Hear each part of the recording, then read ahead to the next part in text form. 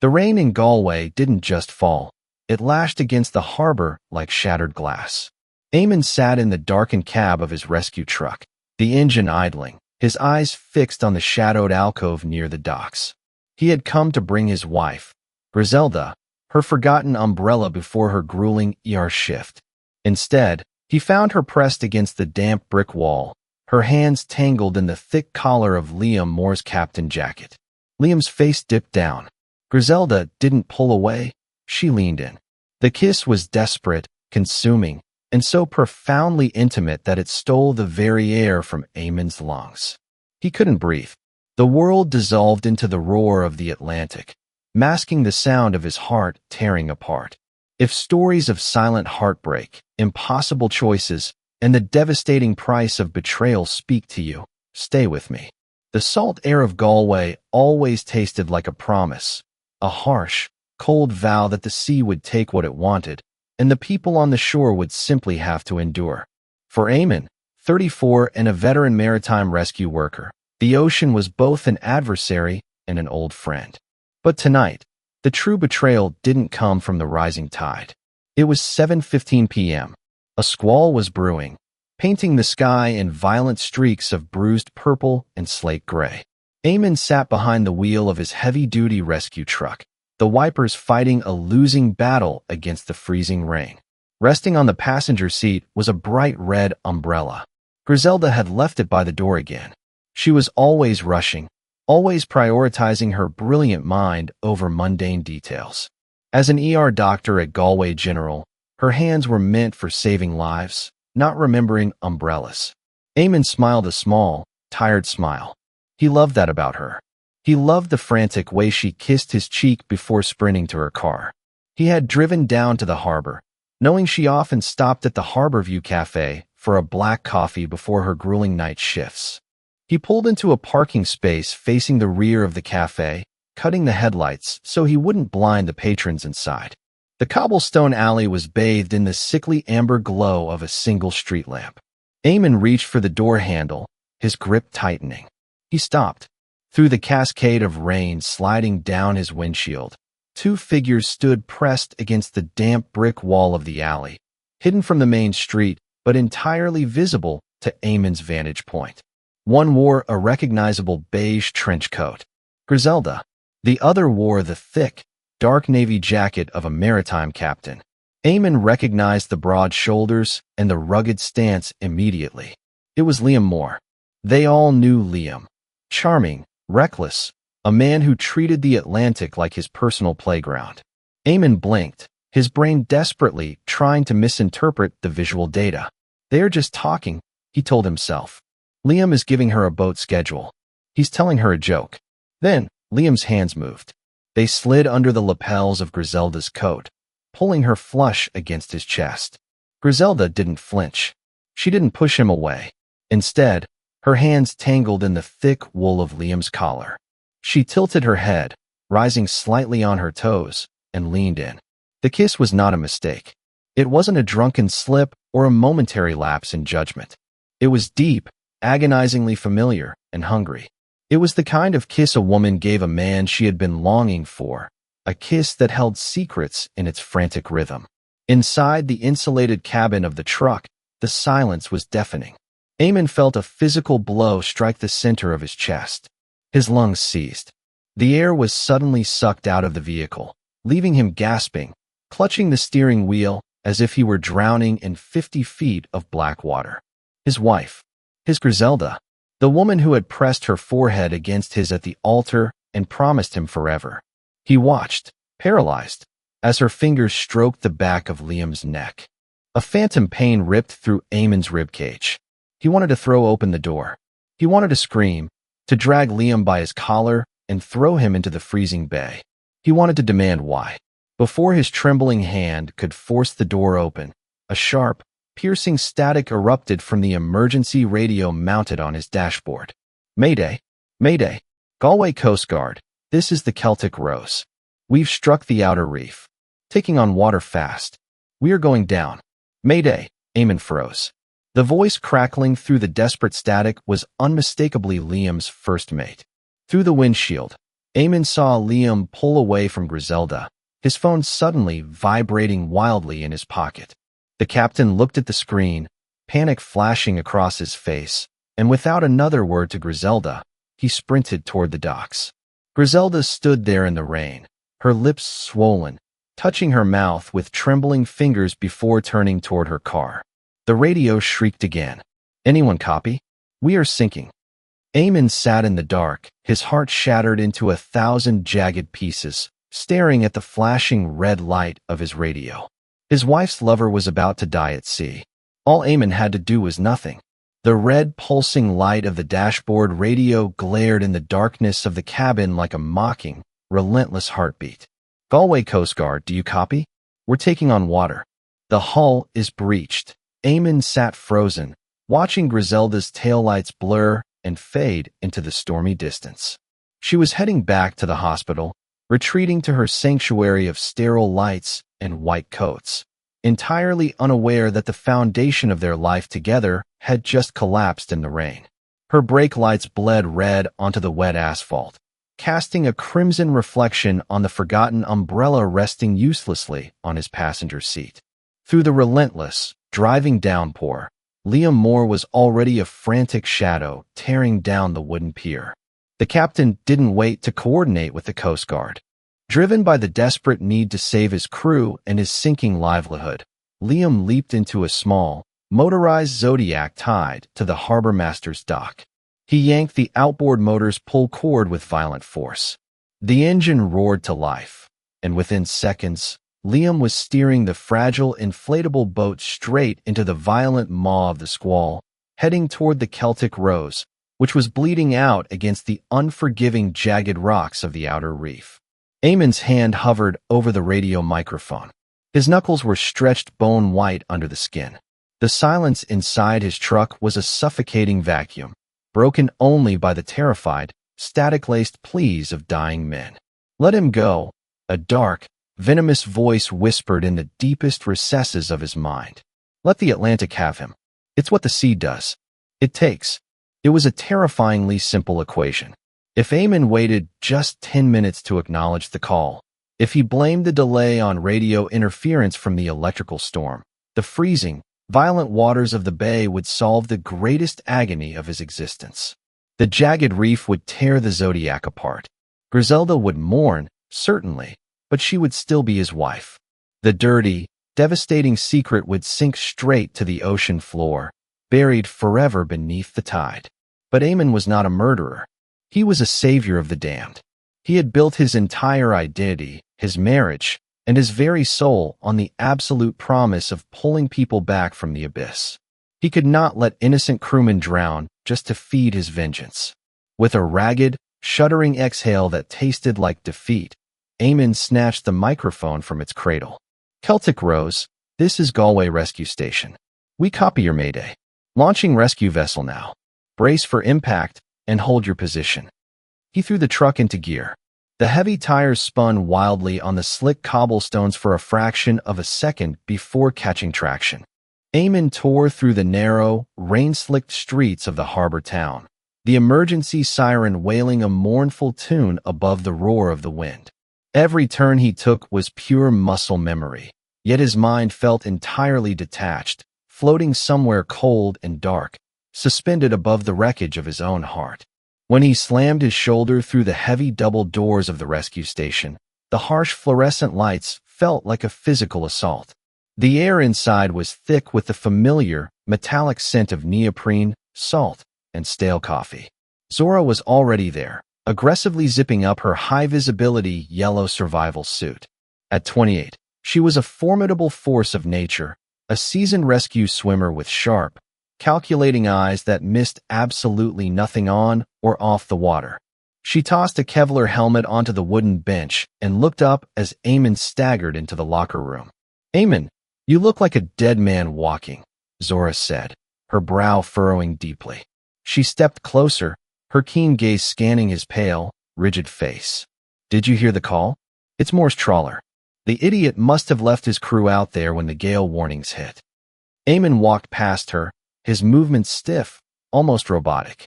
He reached his locker, violently twisting the combination lock, and pulled out his heavy orange dry suit. He didn't look at her. If he met her eyes, he knew he would shatter into a million pieces. I heard it, Eamon replied. His voice sounded completely alien, hollowed out and scraped clean of all emotion. Liam just took a Zodiac out from the docks to try and reach them himself. He's heading right into the impact zone. Zora swore vehemently under her breath. A Zodiac in this chop? He's suicidal. The waves at the outer reef will snap that rubber dinghy in half before he even clears the breakwater. Then we have 2 rescues to make, Eamon said flatly. He pulled the thick, waterproof zipper of his suit up to his chin with a harsh, final zip. He slammed his metal locker shut. The deafening clang echoed through the cavernous room, lingering in the tense air. Zora paused, her hand resting against the cold metal frame of the doorway leading to the slipway. She studied the rigid tension locked in his broad shoulders, the uncharacteristic, deadened stare in his usually compassionate eyes. Eamon, she said softly, her voice cutting through the howling wind outside. Are you good for this? Your hands are shaking. Eamon looked down at his trembling fingers. These were the hands that had held Griselda gently just this morning. The hands that had traced her jawline. The hands that now had to reach into the freezing dark and pull her lover from the jaws of death.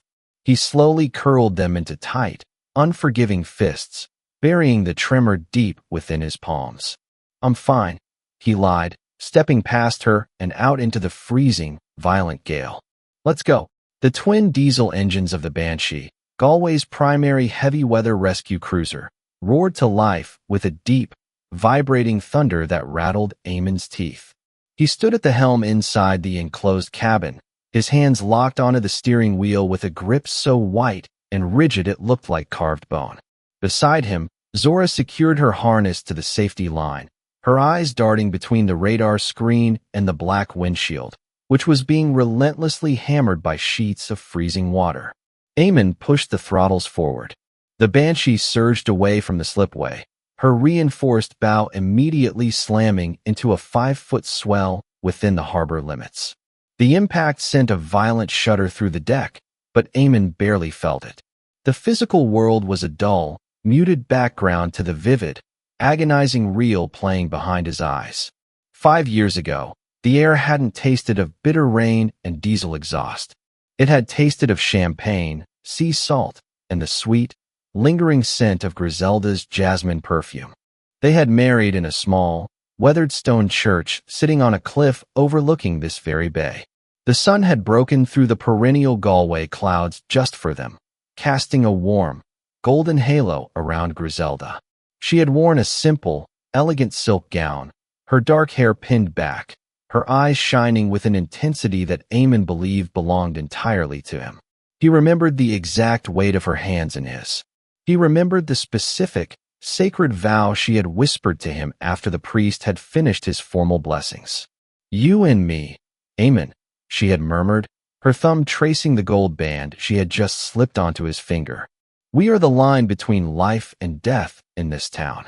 You pull them back from the dark water, and you bring them to my doors. I will keep them in the light.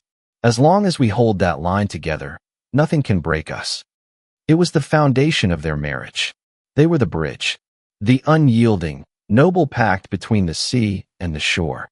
Another massive wave struck the port side of the Banshee, throwing Eamon against the control console and violently snapping him back to the present. The sky outside was a suffocating, ink-black void, torn open sporadically by jagged flashes of lightning. Port bow, Zora shouted over the deafening roar of the storm, pointing at a massive, rolling wall of water approaching in the darkness. Turn into it, Eamon. Turn. Eamon spun the wheel with mechanical precision, aggressively cutting the bow into the face of the wave before it could broadside them. The cruiser climbed the steep, liquid mountain, launching over the crest before crashing down into the terrifying trough on the other side.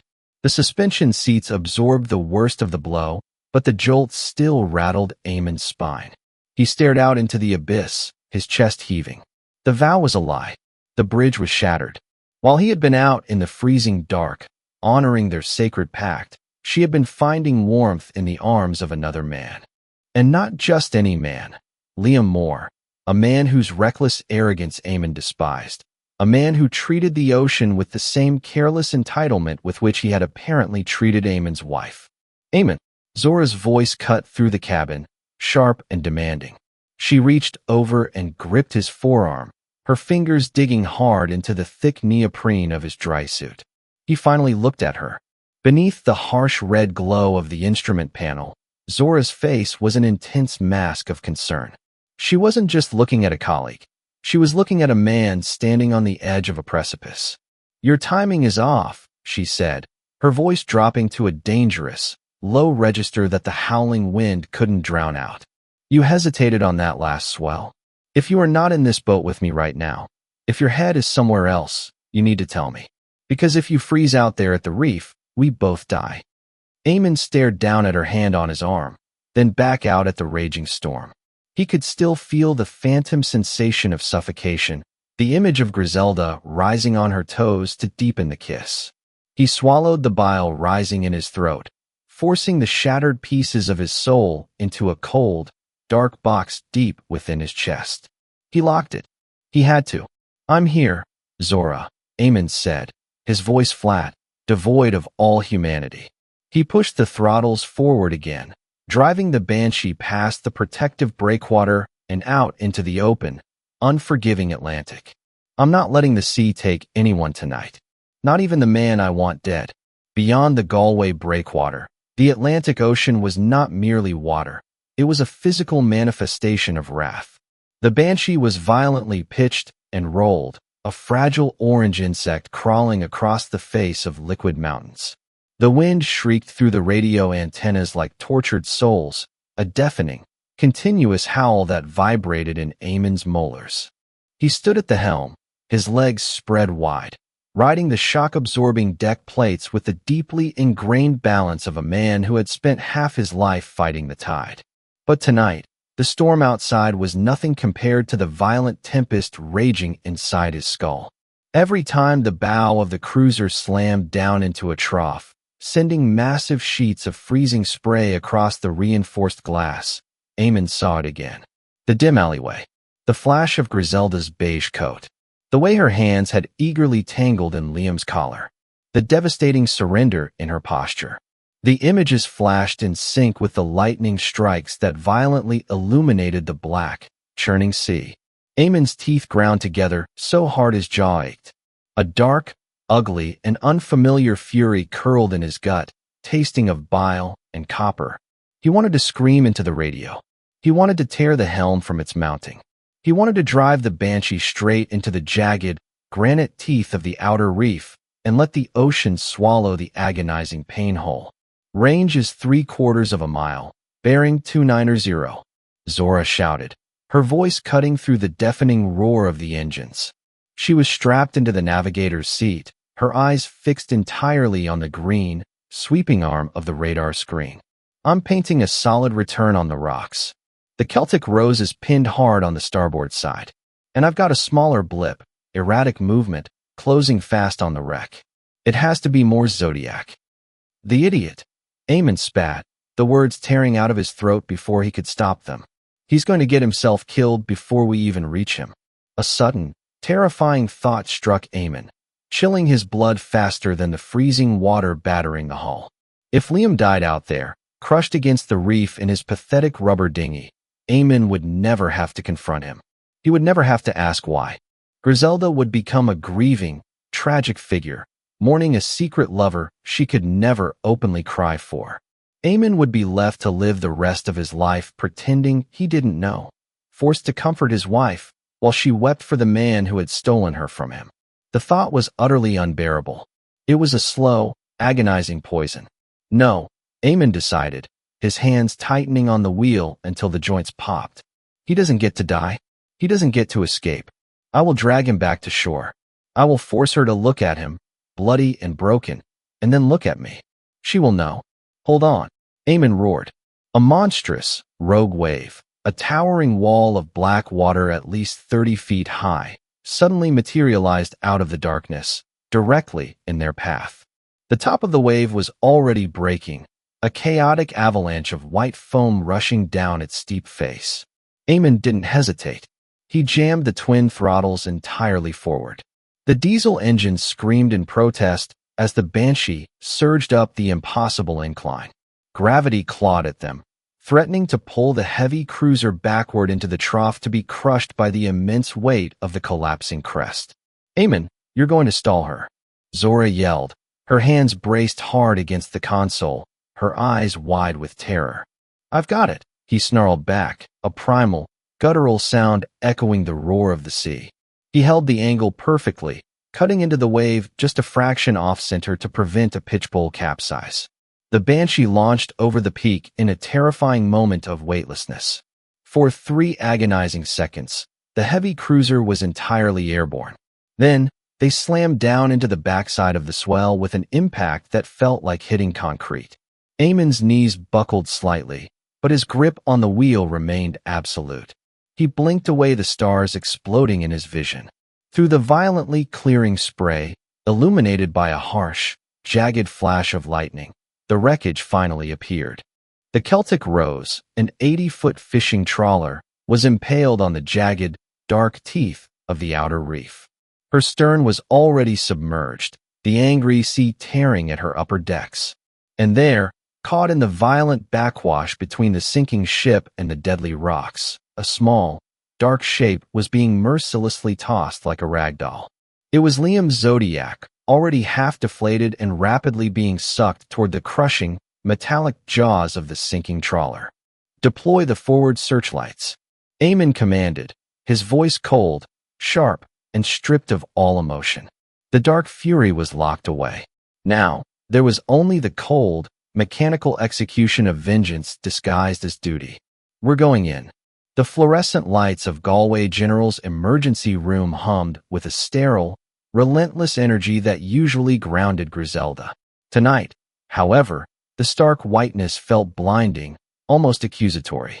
She stood at the central nurse's station, the chaotic symphony of a level 1 trauma center swirling around her. Phones rang incessantly, monitors beeped in sharp, erratic rhythms, and the sharp scent of antiseptic fought a losing battle against the metallic tang of blood from a recent car wreck. But Griselda was miles away. The storm raging outside the reinforced windows mirrored the violent tempest inside her chest. She raised her hand, her fingers trembling slightly, and pressed 2 fingertips against her lower lip.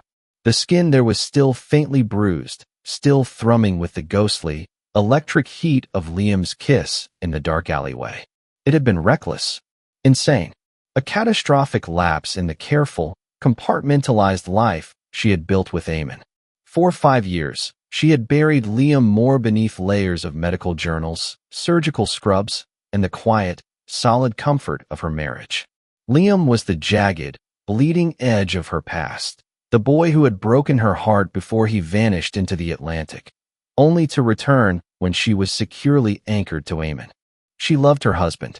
Eamon was her safe harbor, the immovable rock she clung to when the relentless demands of her job threatened to drown her. But Liam was the storm itself. And God help her, she had missed the rain. When he had cornered her by the cafe, his eyes dark with that familiar, reckless hunger, the carefully constructed walls of her life had crumbled like sand. The kiss had been a desperate collision of past and present, a physical manifestation of a hunger she hadn't realized was starving her. Then his phone had buzzed. The frantic look on his face, the immediate sprint toward the docks, it had left her cold, hollowed out, and terrifyingly awake. Dr. Gallagher. Griselda blinked, snapping back to the harsh reality of the ER. Her married name, Gallagher. A heavy, suffocating weight settled in her stomach. Nurse O'Shea, a veteran of the ward with eyes that missed absolutely nothing, stood across the counter holding a stack of red tree-off tags. "We just got a dispatch update from the Coast Guard. It's a mass casualty incident. The Celtic Rose has struck the outer reef. They're taking on water fast." The clipboard in Griselda's hands clattered loudly against the countertop. The sterile lights above her suddenly seemed to dim, the noise of the ER fading into a high-pitched, ringing silence. The Celtic Rose, Liam's boat. The color drained from her face so rapidly she felt dizzy. She gripped the edge of the counter, her knuckles turning bone-white, fighting the sudden, violent urge to vomit. He had just been with her. He had tasted like black coffee and salt water. He was solid, alive, and breathing heavily against her neck mere 30 minutes ago. Dr. Gallagher? Griselda? Nurse O'Shea's voice sharpened, her brow furrowing in concern. Are you all right? You look like you've seen a ghost. Griselda forced a sharp intake of air, burying the raw, agonizing panic deep beneath her professional veneer. She was an ER doctor. She was the final line of defense. She could not fall apart. Not here. Not now. I'm fine, Mary, she lied, her voice tight, brittle, and entirely unconvincing. Just the storm. It's bad out there.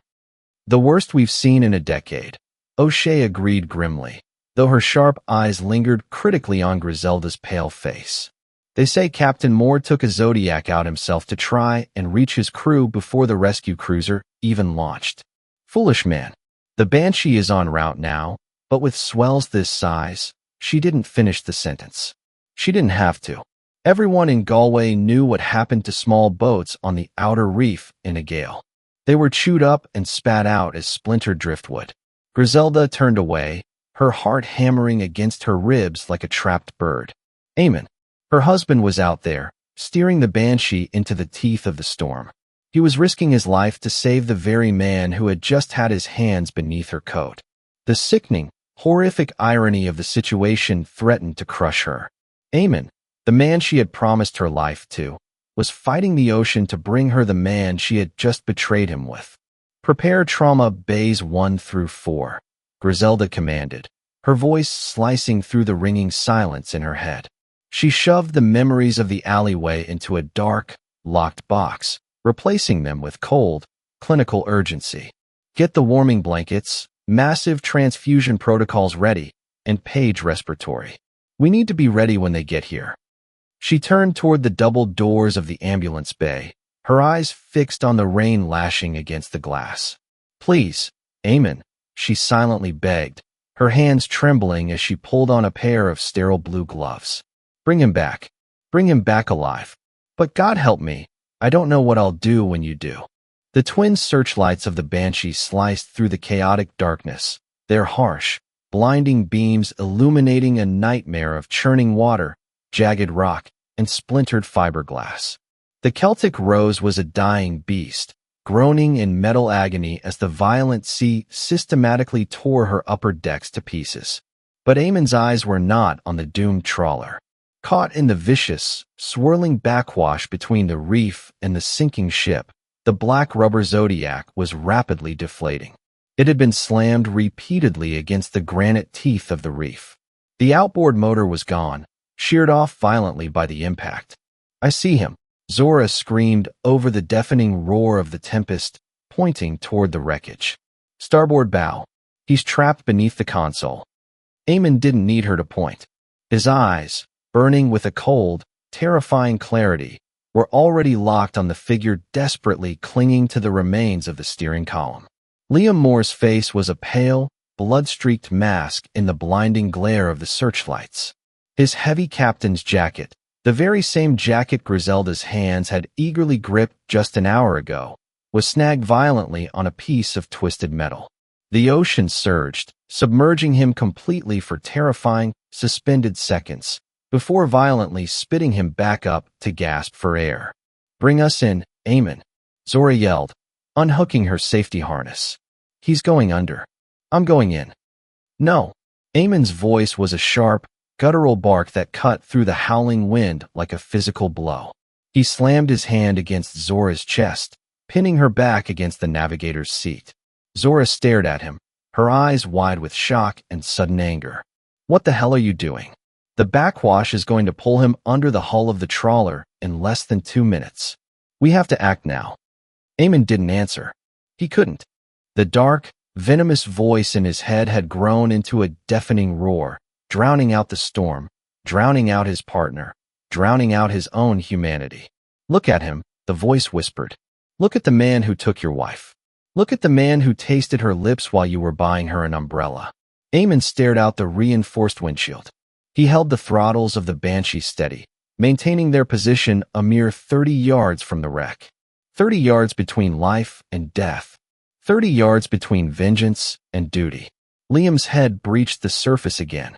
He looked directly at the rescue cruiser, his eyes wide with a primal, suffocating terror. He saw the bold, orange hull. He saw the blinding lights. And he saw Eamon standing at the helm, unmoving, like a dark, vengeful god judging him from above. A massive wave crashed against the reef, sending a violent shockwave of white water over the Zodiac. Liam screamed, a ragged, pathetic sound that was instantly swallowed by the tempest. He threw his arm up, desperately reaching toward the Banshee. Eamon's hands gripped the wheel with a force that threatened to snap the reinforced plastic. He felt a terrifying, intoxicating surge of power. For 5 years, he had been the steady, reliable rock Griselda returned to when she was exhausted. But Liam had been the storm she craved. Now, the storm was drowning him, and Eamon was the only thing standing between Liam Moore and the abyss. He could end it right here. He could simply put the engines in reverse. He could tell Zora the backwash was too dangerous, that the risk to the Banshee was too great. The sea would do the rest. The jagged rocks would crush Liam's skull, the freezing water would fill his lungs, and Eamon's secret would be buried forever beneath 50 feet of violent, black water. Griselda would cry. She would mourn a tragedy, but she would never know that her husband had stood 30 yards away and watched her lover die. The temptation was a physical ache, a dark, sweet poison flooding Eamon's veins. He felt a terrifying, ugly smile tug at the corner of his mouth. Eamon. Zora's voice cracked, sharp and terrified, breaking through the dark trance. She grabbed his shoulder, her fingers digging painfully into the thick neoprene. Eamon, look at me. Look at me. He slowly turned his head. Zora's face was stripped of its usual bravado. She wasn't angry anymore. She was horrified. She looked at him as if she were staring at a monster who had suddenly materialized behind the helm of her rescue boat. I don't know what the hell is happening inside your head right now, she shouted, her voice trembling slightly above the roar of the engines. But you are Eamon Gallagher. You do not let men drown. You promised her. You promised Griselda you would always bring them back. The name hit Eamon like a physical blow to the sternum. Griselda. The image of her in the alleyway flickered, violently replaced by the image of her at the altar, her eyes shining with absolute trust. You are the line between life and death in this town. Eamon squeezed his eyes shut. A sharp, agonizing sound tore itself from his throat, a sound of profound, unbearable defeat. He opened his eyes, the dark fury shattering into a million pieces of cold, jagged duty. He was not a murderer. He was a savior, even if the man he was saving was a poison in his veins. He shoved the throttles forward violently. Secure your harness. Eamon roared, spinning the wheel hard to starboard. We're going in. Get the starboard hook ready. The Banshee surged forward, diving straight into the violent, churning maw of the reef. The Banshee surged toward the reef like a bright orange missile, her reinforced hull slamming brutally against the chaotic cross-chop. Eamon brought the cruiser as close to the jagged granite teeth as he dared, the depth sounder shrieking a continuous, panicked warning. 20 yards. Zora yelled, bracing herself against the starboard rail, a heavy rescue hook attached to a thick, braided line clutched in her gloved hands. The Zodiac was almost completely submerged now, pinned against the submerged, jagged edge of the reef by the relentless weight of the ocean. Liam Moore was barely visible, a dark, desperate shape thrashing weakly beneath the deflated rubber console. He's tangled, Zora screamed over the wind. The current is pulling him under the Celtic Rose. I can't hook his harness from here. Eamon's jaw tightened until the muscles ached. The ocean was not going to make this easy. If he wanted to save the man who had destroyed his life, he had to pay in blood and freezing water. He threw the Banshee's twin engines into neutral, maintaining a precarious, terrifying hover 30 feet from the wreckage. He locked the helm, turning to Zora with eyes that were utterly devoid of warmth. Take the wheel, Eamon ordered, his voice flat, slicing through the tempest. Keep her bow pointed into the swell. Do not let the backwash push you into the rocks. If I don't signal in 2 minutes, cut the line and get out of here."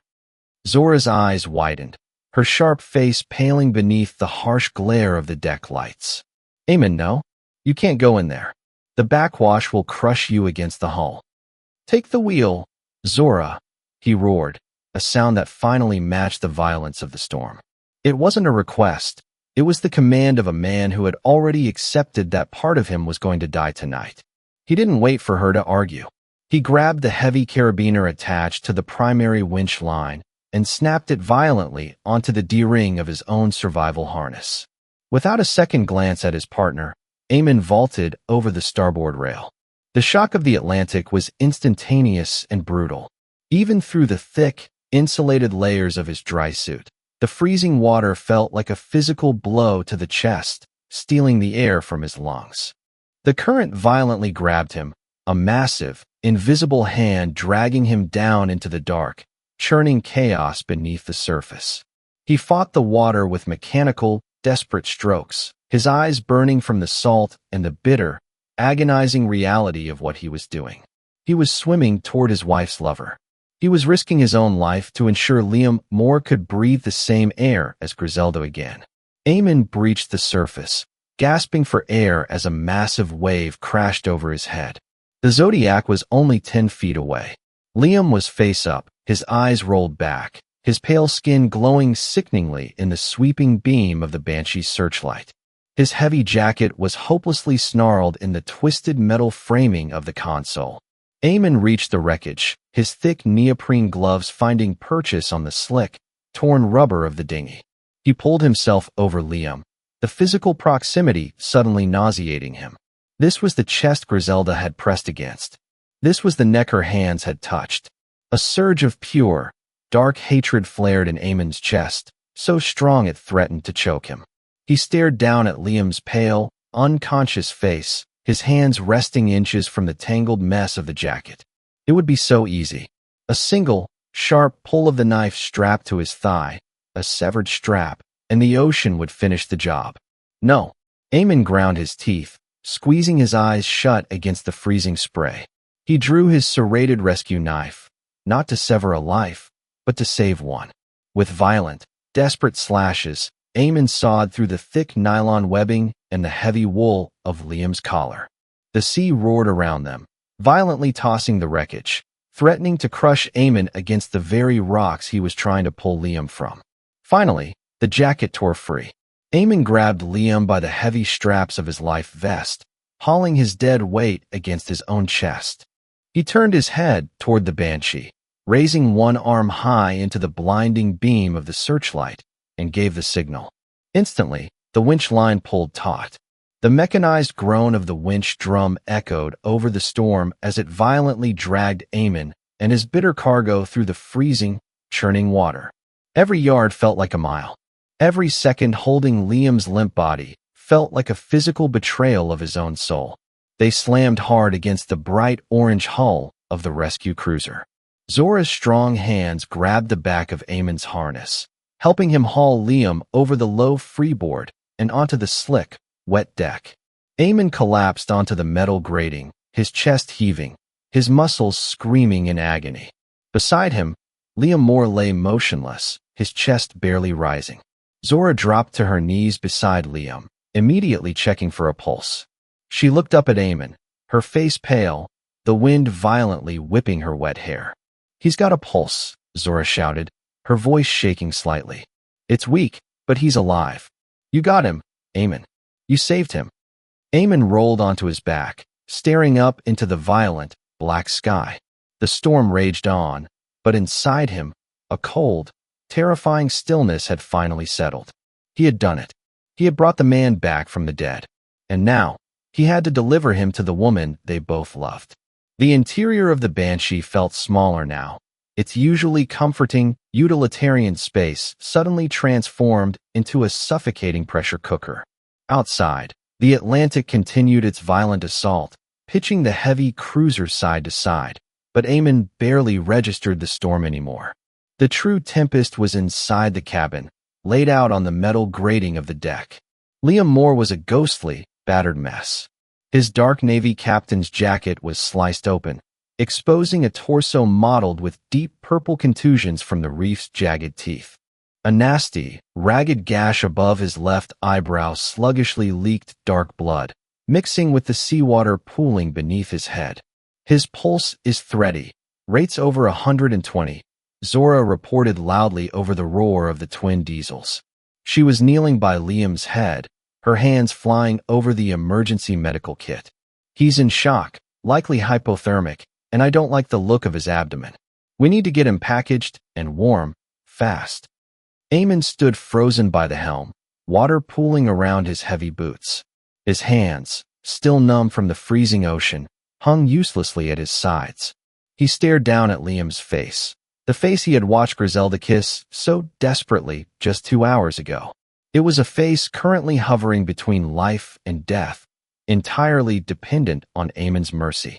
Let him die, the venomous voice whispered again, softer this time, a seductive hiss from the darkest corner of his soul. You did your job. You pulled him out. If he bleeds out on the deck, it's the sea's will, not yours. Eamon squeezed his eyes shut. The phantom sensation of suffocation gripped his chest again. The image of Griselda rising on her toes, her hands tangling in the very collar he had just cut away, burned behind his eyelids like acid. Eamon, Zora's voice cracked like a whip, sharp and demanding. I need your hands. Hold pressure on this head wound while I prep in 4-line. Eamon opened his eyes. The dark, venomous voice shattered. He was a professional. He was a savior of the damned. He forced his leaden legs to move, dropping to his knees beside the man who had stolen his wife. He grabbed a thick square of sterile gauze from the open trauma kit. His hands hovered for an agonizing second over Liam's pale, bruised forehead. He didn't want to touch him. The very thought of his skin making contact with Liam's felt like a physical violation. With a tight, jagged exhale, Eamon pressed the gauze hard against the bleeding gash. Liam groaned, a weak, wet sound that barely audible over the engines. His head rolled slightly, his eyelids fluttering open. For a split second, Liam's eyes, glazed and unfocused, met Eamon's. Eamon's breath hitched. In that fleeting, hazy gaze, he saw no recognition, no guilt, no victory. He just saw a dying man. The profound, terrifying intimacy of holding his rival's life in his hands sent a violent shudder down Eamon's spine. Hold it steady, Zora commanded, entirely unaware of the silent war waging within her partner. She quickly prepped a needle, her movements efficient and practiced. I'm going to push some warm fluids. The hospital is prepping for mass casualties from the trawler. They're going to be slammed. We need to keep him stable until we can hand him off to Dr. Gallagher. The name hit Eamon like a physical blow. Dr. Gallagher. His wife. He stared down at the dark, viscous blood seeping through the white gauze, staining his thick neoprene gloves. This is his blood, Eamon thought, a dark, hysterical laugh bubbling up in his throat. The blood of my wife's lover. And I am trying to keep it inside his body so he can go back to her. The cruelty of the universe was suddenly, overwhelmingly apparent. Eamon was delivering the instrument of his own destruction directly into Griselda's hands. We're 20 minutes out from the harbor, Zora yelled, checking her watch. She secured the 4-line to Liam's arm with a swift, tight motion. Keep the pressure on, Eamon. Don't let up. Eamon didn't let up.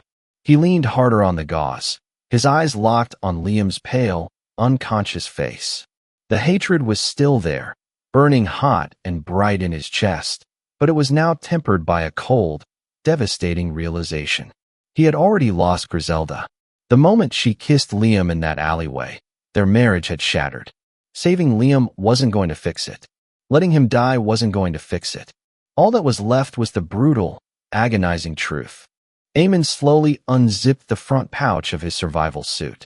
His cold, trembling fingers dug past the waterproof radio and the flare gun until they found a small, heavy object resting at the bottom. It was his wedding ring. He had taken it off before pulling on his gloves, as he always did before a rescue. He pulled it out, the plain gold band catching the harsh glare of the cabin lights. It felt heavy, a sudden, suffocating anchor tying him to a life that no longer existed. He stared at it for a long moment, the roar of the Banshee's engines fading into a dull, distant hum. He knew exactly what he was going to do. The rescue was over. The marriage was over. Now, there was only the terrible, inevitable ending. He clenched the ring tightly in his fist, his knuckles turning white, and pressed harder on the bleeding head of the man who had taken everything from him. "I'm keeping him alive, Zora," Eamon whispered, his voice so low she couldn't possibly hear it over the storm. "But I'm not bringing him home." The automatic double doors of Galway General's ambulance bay blew open with a violent gust of wind and rain, instantly shattering the controlled chaos of the emergency room. The sterile scent of antiseptic was immediately overpowered by the harsh, metallic tang of blood, seawater, and diesel fuel. Eamon strode through the doors, a towering, dripping specter in his heavy orange survival suit. He was not walking. He was marching. The muscles in his jaw were locked, so tight they looked carved from granite. His eyes, usually warm and reassuring when he brought a patient in, were now dark, hollow, and terrifyingly cold. Beside him, two paramedics pushed the gurney bearing Liam Moore. Zora flanked them on the other side, her high-visibility yellow suit plastered to her skin, shouting rapid-fire vitals over the din of the ER. Male, mid-30s, blunt force trauma to the chest and head, severe hypothermia, thready pulse, Zora barked, her eyes scanning the room. "We pushed 2 liters of warm saline on the boat. We need Trauma Bay 1 now." At the central nurse's station, Griselda's head snapped up. She had been bracing herself for this moment for the last 2 hours, ever since the Banshee launched into the storm. She had meticulously organized the triage tags, sterilized the instruments, and locked away the agonizing memories of the alleyway. She was Dr. Gallagher, the impenetrable wall between life and death. But the moment she saw the gurney, the wall crumbled. Her eyes bypassed the bloody, pale face on the stretcher and locked instantly onto Eamon. He stopped at the foot of the gurney, his massive hands resting on the metal rail. The fluorescent lights overhead cast harsh shadows across his face, highlighting the exhaustion, the freezing water dripping from his hair, and the chilling, unnatural stillness in his posture. He didn't look like a man who had just pulled a miracle from the sea. He looked like an executioner who had just delivered a condemned man to the gallows. "Dr. Gallagher," Nurse O'Shea shouted, waving frantically toward Trauma Bay 1. "It's Captain Moore. They got him." Griselda's heart slammed against her ribs with the force of a physical blow. The air rushed out of her lungs. "They got him." She forced her leaden legs to move, stepping out from behind the counter. Her blue scrubs felt suddenly heavy, as if saturated with the same freezing water that dripped from Eamon's suit. She crossed the tiled floor, her eyes fixed entirely on Liam's face as she approached the gurney. He was unrecognizable. The rugged, arrogant captain who had kissed her with such desperate hunger was gone, replaced by a broken, bruised husk. His lips were blue, his skin the color of old parchment. The thick gauze wrapped around his head was soaked through with dark, venous blood. A sharp, agonizing sound threatened to tear itself from her throat, but she swallowed it down, burying it beneath a mountain of professional terror. "Transfer him on 3, Griselda ordered, her voice trembling so slightly she hoped only she could hear it. 1, 2, 3. Eamon and the paramedics hoisted Liam from the gurney onto the rigid hospital bed.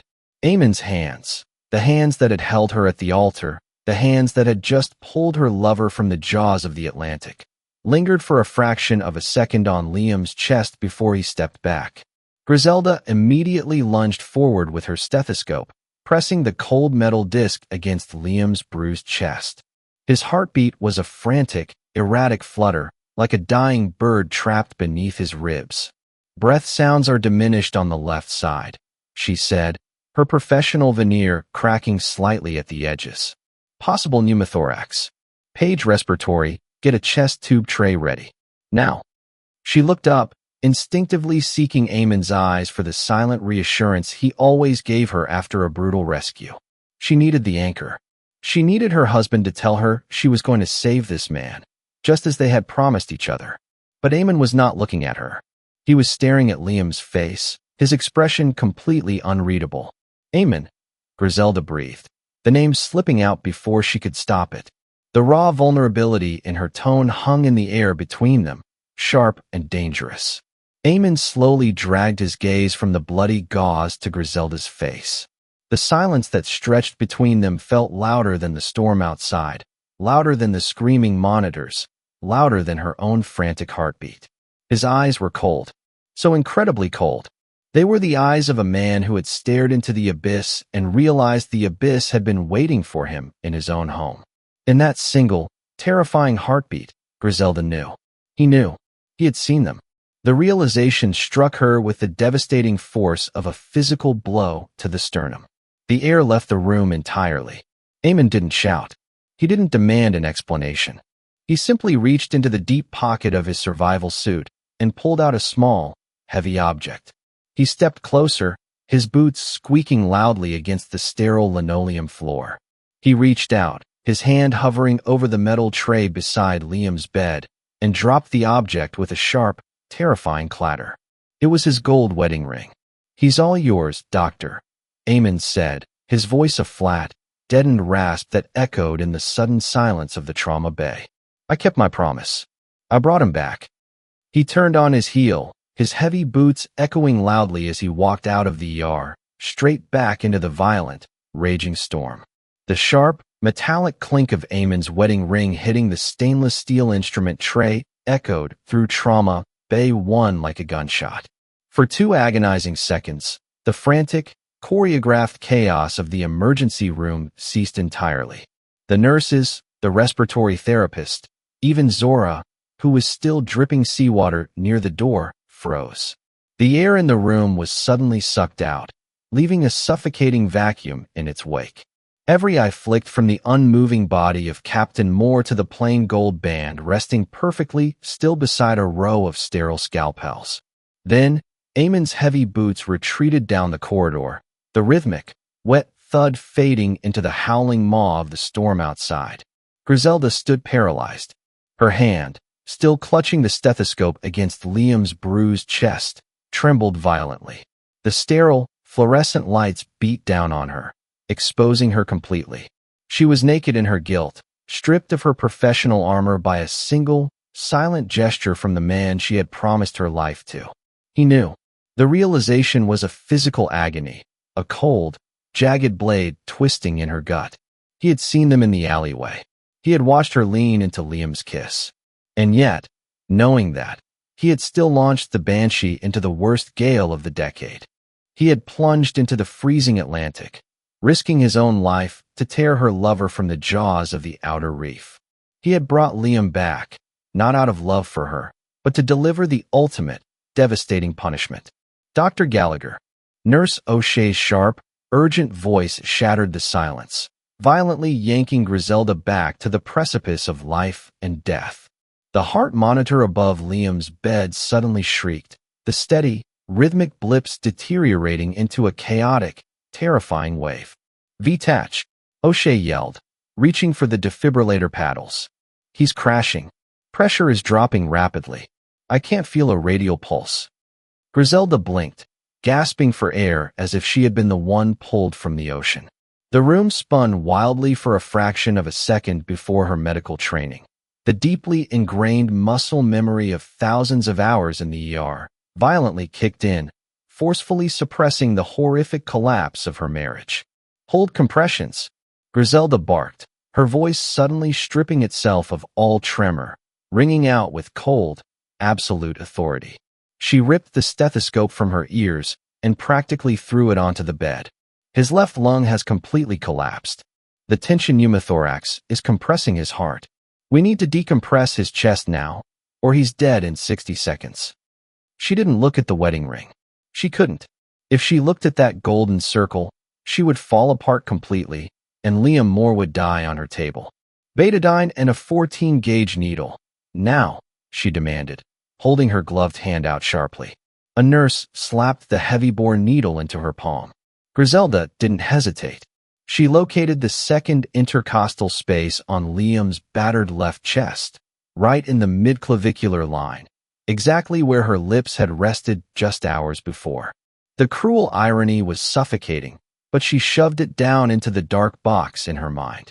With a swift, brutal motion, she plunged the needle deep into Liam's chest cavity. A sharp, violent hiss of trapped air erupted from the needle hub, followed immediately by a spurt of dark blood. The agonizing pressure inside Liam's chest was instantly released. On the monitor, the chaotic, deadly rhythm of ventricular tachycardia shuddered, paused for one terrifying heartbeat, and then slowly, stubbornly, returned to a sinus rhythm. Got a pulse. O'Shea breathed out, her shoulders dropping in massive relief. Pressure is stabilizing. He's coming back. Griselda exhaled a ragged, shuddering breath, her hands still gripping the needle. She stared down at Liam's face. The bluish tint was slowly fading from his lips. He was going to live. Eamon had pulled him from the water, and she had pulled him from the brink. The sacred pact they had made at the altar had been fulfilled one last, agonizing time. Get the chest tube tray, Griselda ordered quietly, stepping back from the bed. Her voice was hollow, stripped of all adrenaline. Let's finish this. Then get him up to the ICU. She turned away, stripping off her bloody gloves. Only then did she allow her eyes to drift toward the metal instrument tray. The gold ring sat there, entirely out of place among the silver tools of her trade.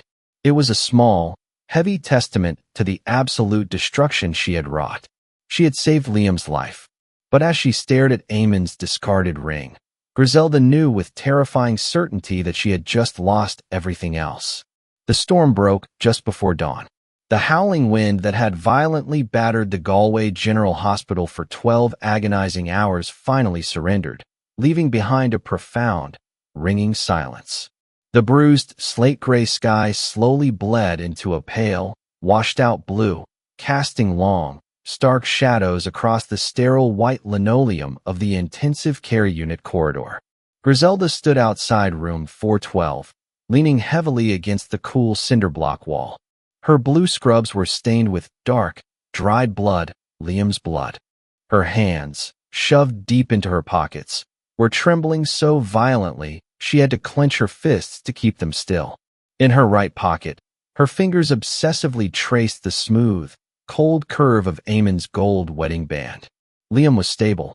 He was unconscious, breathing steadily through a ventilator, his shattered ribs and punctured lung meticulously repaired.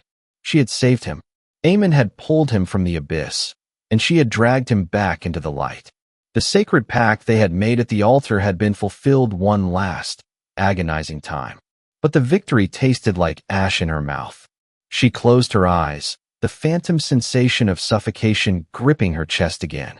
The image of Eamon standing in the trauma bay, his eyes dead and hollow as he dropped the ring onto the sterile tray, burned behind her eyelids like acid.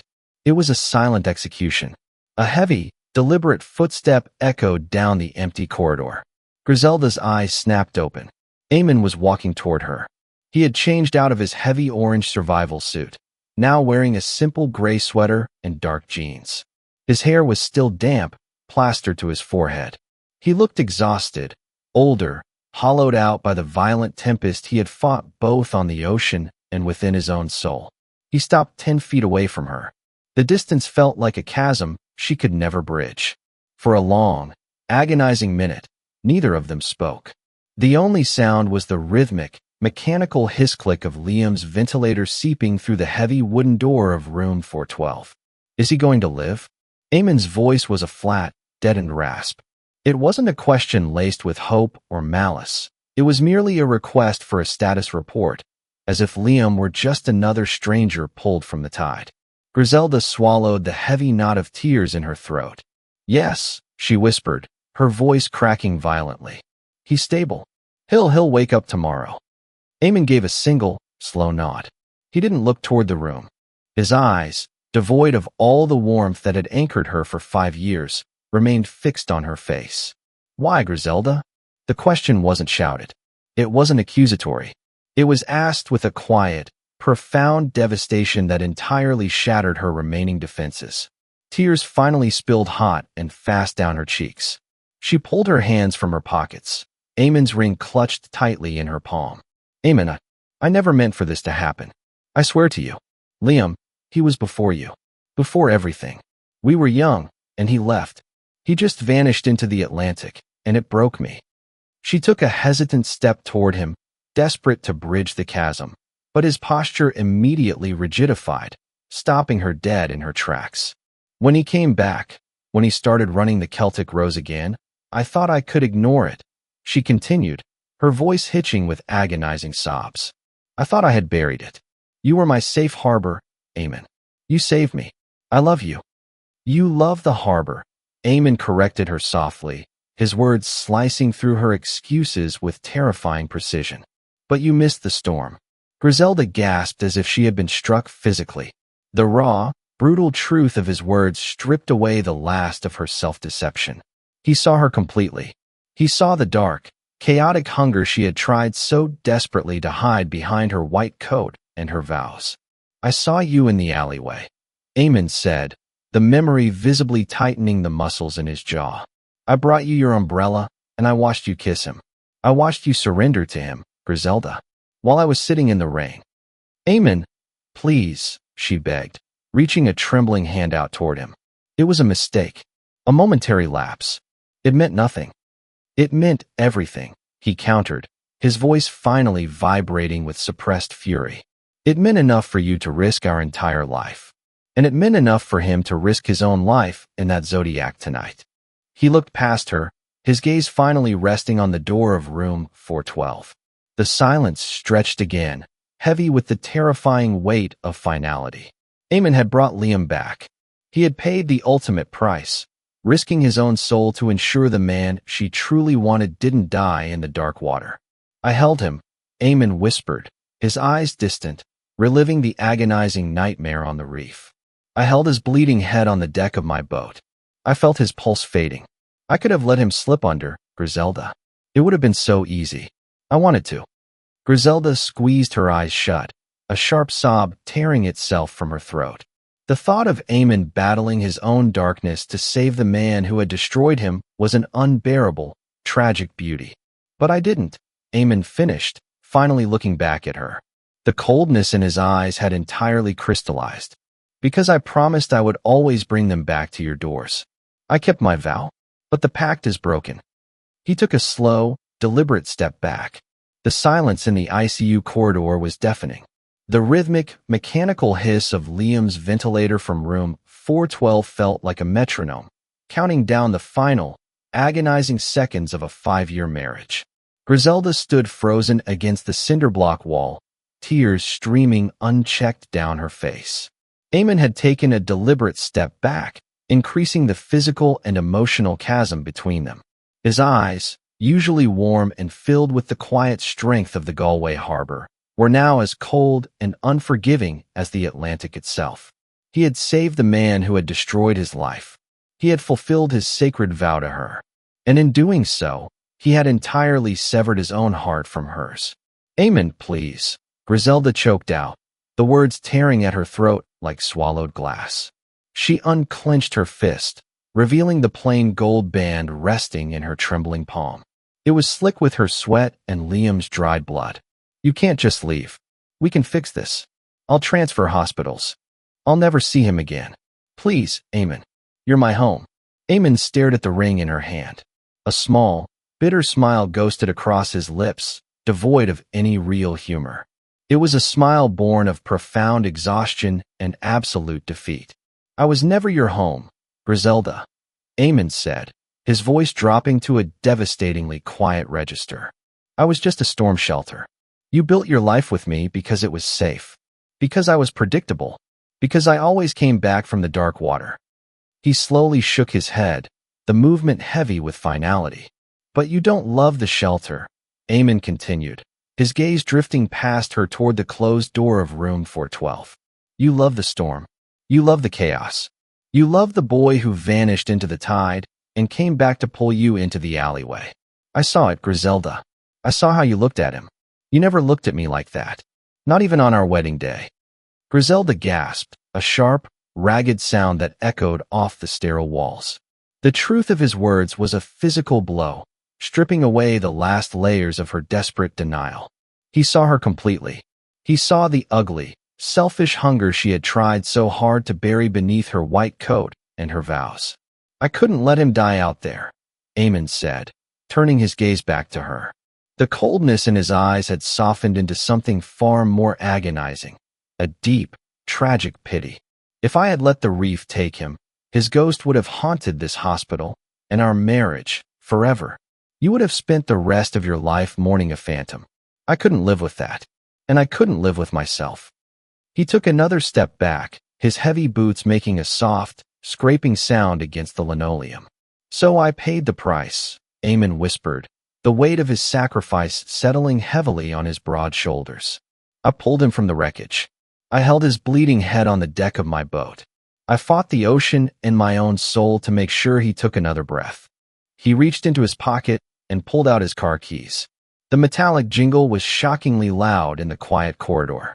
You have your storm back, Griselda, Eamon said, his voice breaking slightly on the final syllables. The sea didn't take him tonight. Griselda took a desperate, shuddering step forward, her hand outstretched, but Eamon held up a single finger, stopping her cold. The absolute finality in his posture was terrifying. He was already gone. He turned toward the exit, his back broad and unyielding. The pale morning light streaming through the large windows at the end of the hall cast long, stark shadows ahead of him. Eamon, Griselda cried out, a raw, primal sound of absolute loss. He paused at the double doors leading to the stairwell. He didn't turn around. He just stood there for a long, suspending moment, a solitary figure framed against the breaking dawn. I brought him back to you, Griselda, Eamon said softly, his words carrying perfectly through the silent hall. Just like I promised. But I'm not coming home anymore. He pushed open the heavy doors and stepped into the stairwell. The doors swung shut behind him with a dull, heavy thud, sealing the silence. Griselda stood alone in the corridor. The ring in her hand felt impossibly heavy. She slowly turned and looked through the small glass window of room 412. Liam Moore lay on the bed, bruised, broken, and breathing. She had him.